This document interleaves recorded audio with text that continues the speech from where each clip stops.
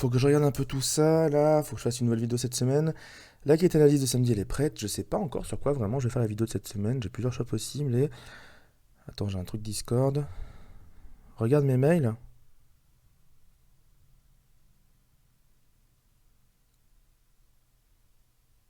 Et bonjour à toutes et à tous, ici c'est Ketel, on est là pour une nouvelle vidéo sur Lorcana et on est aussi sur la chaîne Entre Jeux Studio. Cette vidéo est faite pour les deux chaînes, à la fois la mienne et celle d'Entre Jeux Studio. Les liens sont en description sur les deux vidéos, donc n'hésitez pas à aller faire un petit tour sur les chaînes en question. Si vous êtes chez moi, allez voir Entre Jeux, mettez un petit pouce, un petit like et un petit abonnement parce qu'il y a plein de contenus sur plein de jeux différents et beaucoup de contenus sur Lorcana qui sortent. Je vous conseille d'y faire un tour, c'est vraiment plutôt cool. Et si vous êtes chez Entre Jeux et que vous voulez voir beaucoup de Lorcana, n'hésitez pas à passer chez moi et à lâcher pareil, petit abonnement, petit pouce, tout ça, tout ça. Je le fais très rarement, demander ce genre de choses, les abonnements, les pouces, les partages, mais là on est sur une vidéo ultra importante pour la scène compétitive de Lorcana, et du coup je fais la petite transgression, je fais ce petit effort, et donc n'hésitez pas à votre tour à aller voir ça. Alors, pourquoi cette vidéo est méga importante? Il se trouve qu'aujourd'hui, il y a à peine quelques heures, alors que j'étais tranquillement en train de me prélasser, on m'envoie un petit message pour me dire « t'as reçu le dernier mail ?» Ce à quoi je réponds « Bah, je crois pas. » Et en fait, bah, au final, je vois qu'il y a eu un gros mail envoyé qui raconte plein de choses pour la scène compétitive. Mouche Report, on a déjà fait un article, et il est maintenant à mon tour de pouvoir en parler le plus rapidement possible, bien évidemment, car si vous avez déjà vu cette vidéo autre part, vous la verrez pas chez moi, et ce serait dommage, n'est-ce pas? Je parle très vite parce que je suis méga hypé, en vrai, c'est trop cool comme annonce. Alors, on va pas montrer le document en direct parce que malheureusement, je sais pas si jamais c'est vraiment autorisé ou pas. Je sais que d'autres l'ont fait. Dans le doute, pour éviter de me fâcher avec Ravensburger, je ne vais pas vous montrer le document tel qu'on l'a reçu. Par contre, je vais vous dire tout ce qu'il y a à savoir et je mettrai des petits textes sur le côté qui rappelleront les points importants. C'est pas du joli travail de qualité. Pour une fois, je m'en excuse, j'ai pas fait des jolis trucs sur Photoshop. J'ai fait au plus rapide en montage, très certainement, donc j'espère que ça vous conviendra malgré tout. De quoi est-ce qu'on parle? On parle d'une annonce sur pas mal de choses. On va parler de nouveaux produits Lorcana, on va parler des futures extensions et on va surtout parler du circuit compétitif. On va faire ça dans l'ordre justement. Pour commencer, nous avons un nouveau produit qui s'appelle Lorcana TCG Prélude. Pour faire très simple, c'est une sorte de boîte d'initiation, comme on a déjà vu dans d'autres jeux de cartes comme Pokémon, dans laquelle on a en fait des decks basiques de 30 cartes. Et plein de matos à côté, on a un plateau de jeu, des pions, des effigies de personnages Disney, les règles, des guides, etc. Et l'idée, c'est que c'est en fait une sorte de gros kit d'apprentissage dans lequel vous allez faire plusieurs parties d'affilée. Et au fur et à mesure que vous allez faire des parties, vous allez rajouter des cartes dans votre deck qui sont prévues dans la boîte, bien sûr. Et au final, vous aurez des decks un peu sympatoches et vous aurez appris à jouer au fur et à mesure. C'est un truc au prix conseillé de 24,99, c'est un pour 2 joueurs 8 ans et plus. Leur canard, de toute façon, il n'y a pas de souci. Et donc plutôt sympa pour les gens qui veulent jouer avec leurs enfants, qui n'ont pas encore pris de starter et qui savent pas trop quoi apprendre. Bah je pense que c'est une très bonne opportunité de pouvoir apprendre à jouer à Lorcana avec ses enfants, ou peut-être pourquoi pas en centre de loisirs, en école, etc. Ça peut être très cool dans l'idée. Au niveau des nouvelles sorties, je mettrai le compétitif à la fin bien sûr. Au niveau des nouvelles sorties, il faut savoir qu'on a eu les dates pour les prochains sets. Nous étions déjà au courant que les Terres d'encre sortiraient le 23 février en boutique spécialisée à Disney et le 8 mars dans le reste. Eh bien on a les deux dates similaires, donc la première à chaque fois c'est boutique spécialisée et Disneyland, et la deuxième c'est boutique généraliste, la Fnac, Micromania, De Citre, j'en passe et des meilleurs. Et donc, on a les 3 prochains sets. On ne connaît pas encore leur nom, ni même ce qu'il y a dedans. Mais on sait qu'il y aura tout d'abord un set le 17 et le 31 mai. Donc 17, sortie boutique spécialisée, etc. 31 mai, sortie générale. Nous avons un autre set qui sera prévu, la sortie le 9 août et la sortie générale le 23 août. Et enfin, un dernier set pour l'année 2024, je pense, qui sortira le 15 février en boutique spécialisée et le 29 novembre en boutique généraliste. Donc, plein de choses qui vont sortir. On ne sait pas encore précisément ce qu'il y aura dedans. Je pense que ce sera des sets à peu près comme ceux actuels avec des boosters, des displays, des troves, comment ça s'appelle? Zut, je sais plus. Les troves et l'autre c'est, je sais plus, mais les autres boîtes particulières quoi. Et sûrement des deckbox, des starters, des tapis. Bref, je pense que ce sera plutôt des choses classiques à ce niveau-là. Au niveau des nouveaux sets, on a à peu près les dates, donc c'est cool. Maintenant, on va se laisser porter par le vent et voir un peu les choses quand elles sortent. Mais on va attaquer les choses sérieuses. Le format compétitif de Lorcana, à quoi il va ressembler? Eh bien, il va ressembler à beaucoup d'autres formats compétitifs qui ont fait leurs preuves et qui marchent plutôt bien. Dans l'idée, ce qui va être mis en place à bas niveau, enfin, je sais pas comment je fais. Je pense que je vais... Ouais, on va faire ça comme ça. Je vais parler des plus gros trucs et on va revenir ensuite au plus petit niveau. Le plus gros truc, c'est que on aura des championnats du monde en 2025 qui seront uniquement sur invitation. Donc il faudra se qualifier pour ce championnat du monde. On ne pourra pas y aller comme ça, en tout cas pour ce gros championnat du monde, qui fera partie d'un énorme événement. On ne sait pas encore de quoi il s'agit, on ne sait pas non plus où ça se fera. Tout ce qu'on sait, c'est qu'on aura plus de détails en mars. Mais donc, championnat du monde 2025, énorme événement où je pense qu'on pourra même y aller en tant que public. Hein. Franchement, ce genre d'événement, à mon avis, même si on n'est pas qualifié, ça vaut le coup d'y aller si on est vraiment fan de Disney et qu'on veut récupérer plein de trucs pour par rapport à leur canard. Mais la partie compétitive sera sur qualification uniquement.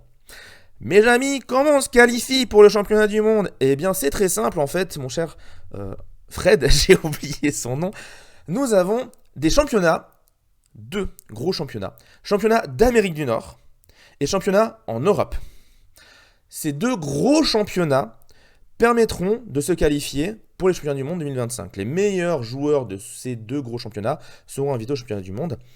Ces deux gros championnats se dérouleront pendant la période des fêtes 2024. C'est écrit tel quel, donc j'imagine que c'est les fêtes de fin d'année. Ce qui laisse, mine de rien, un laps de temps assez court entre ces gros championnats qui sont les moyens de se qualifier pour le championnat du monde, qui eux sont en début d'année. J'ai 2025 début d'année, je l'avais peut-être pas dit. Mais oui, 2025 début d'année. Donc on va voir comment ça se déroule, comment ça se goupille. Mais donc deux gros championnats, un en Amérique du Nord, un en Europe, et on aura différents moyens pour se qualifier pour cela. Petit 1, de ce que j'ai compris dans le mail, on aura des challenges dont on parlera juste après, des challenges Disney Lorcana qui permettront d'avoir des places de qualification. Mais nous aurons apparemment aussi une occasion supplémentaire avec cet événement-là de se qualifier. Tel que je le comprends, j'imagine qu'il y aura ça sera un événement peut-être sur 2 jours, avec premier jour un tournoi qui permettra de qualifier des gens pour le tournoi jour 2, dans lequel il y aura déjà des gens qualifiés grâce au challenge Disney Lorcana. Je le comprends plutôt comme ça. On ne sait pas encore où c'est, et tout ce qu'on sait par rapport à ça, c'est qu'on aura plus d'informations Ah non, c'est pour autre chose. Donc on aura plus d'informations plus tard. On ne sait pas vraiment quand. Je pense que de manière générale, on aura plus d'informations pour mars, pour le mois de mars tout court, sur pas mal de choses par rapport à ces formats compétitifs. Et donc, on peut se qualifier à ces championnats d'Amérique du Nord et d'Europe. Et donc, comment on se qualifie? Eh bien, il y aura des challenges Disney Lorcana, encore une fois en Europe et en Amérique du Nord.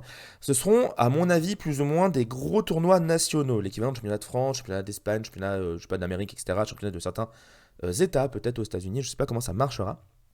Ce qu'il faut retenir, c'est que, si j'ai bien compris, les 4 meilleurs joueurs ou joueuses par région à ces challenges Lorcana iront dans les championnats Europe et les championnats US.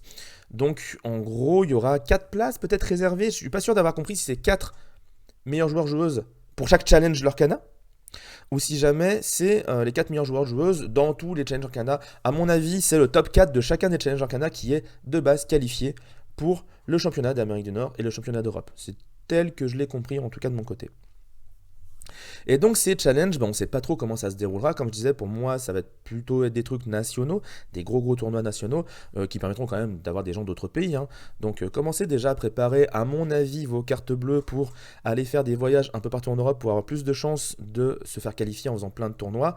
À mon avis, tel que ça se goupille, vu la date qu'on nous annonce tout ça, vu que les championnats d'Amérique du Nord et d'Europe se font en fin d'année, je pense, je peux me tromper, mais je pense que ces challenges Disney Lorcana se feront plutôt après l'été, peut-être septembre-octobre, vous voyez quelque chose dans le genre, qui seront un peu partout en Europe, peut-être en début d'été, peut-être en été aussi, on verra.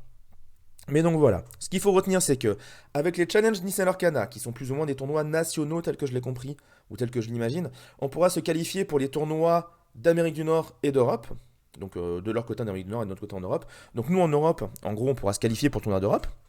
Et ce gros tournoi d'Europe donnera les places pour le championnat du monde. Et le seul moyen de championnat du monde, c'est le championnat d'Europe. Pour nous. À moins que vous vouliez aller aux States. Peut-être. Donc voilà pour la grosse scène compétitive. Et à côté de ça, pour pouvoir avoir des tournois de boutiques réguliers sans que les boutiques aient forcément à faire plein de choses, eh bien, à l'échelle locale, les championnats de 7 à partir d'avril 2024, après les terres d'Ankh, vont commencer. Durant les championnats de 7, ce seront donc des tournois, je pense plutôt des tournois locaux, des tournois de boutiques, dans lesquels on aura quelques petites récompenses sympas, parce que le vainqueur ou la vainqueuse remportera une carte promo Stitch Rockstar, et les 2 meilleurs joueurs auront aussi un tapis à l'effigie de cette nouvelle illustration de Stitch Rockstar. On aura plus d'infos fin février à ce niveau-là. Je pense aussi que les boutiques auront plus d'infos février pour savoir comment ça se déroule. Mais voilà, pour moi, c'est un peu l'équivalent des petits tournois réguliers qu'on va faire en boutique avec des lots sympas à donner, à partager et que plusieurs personnes vont sûrement revendre sur Internet pour se faire plein d'argent, ce que je comprends en soi. Mais donc voilà, on a enfin plein de news pardon, sur le format compétitif de l'Orcana. C'est très cool d'avoir toutes ces news, c'est très cool. Et j'ai très hâte d'en savoir plus. Et j'ai aussi très hâte de savoir comment et où ça va se dérouler pour, bien évidemment, essayer de collaborer avec Ravensburger et avec les gens qui organisent les tournois afin de vous en streamer un maximum, afin de pouvoir porter la scène compétitive française super haut et pouvoir vous donner du contenu de qualité sur l'Orcana. Voilà, j'ai parlé très vite, c'était très court, en même temps c'est plutôt cool de faire des vidéos courtes sur ce format. J'espère que cela vous a plu, bien évidemment, et j'espère que ça vous hype de ouf. Moi j'ai vraiment hâte de voir ça, et j'ai vraiment hâte de voir où va se faire les championnats du monde 2025. Est-ce qu'ils vont vraiment faire un gros événement à Disneyland Paris comme on espère tous, comme ça on pourra tous facilement y aller, même si on n'est pas qualifié, ne serait-ce que pour profiter un peu de l'événement, de l'ambiance, et des sûrement plusieurs petites choses qu'il y aura à faire là-bas, des petits tournois alternatifs rigolos, sûrement des goodies à acheter ou à gagner. Bref, je suis assez hypé. J'espère que ça vous hype aussi. Je le redis, n'hésitez pas à lâcher des petits pouces, des petits likes, des petits tout ce qu'il faut sur à la fois ma chaîne et sur la chaîne Entre Jeux Studio qui le mérite très largement aussi. Parce que en même temps, c'est grâce à eux que j'ai vu le mail aussi vite. Donc encore une fois, merci beaucoup à Mathieu qui m'a un peu réveillé dans mes rêveries. Sur ce, je vous fais des gros bisous. J'espère que ça vous a plu et j'espère vous avoir plein de nouvelles à vous donner très bientôt. Ciao tout le monde.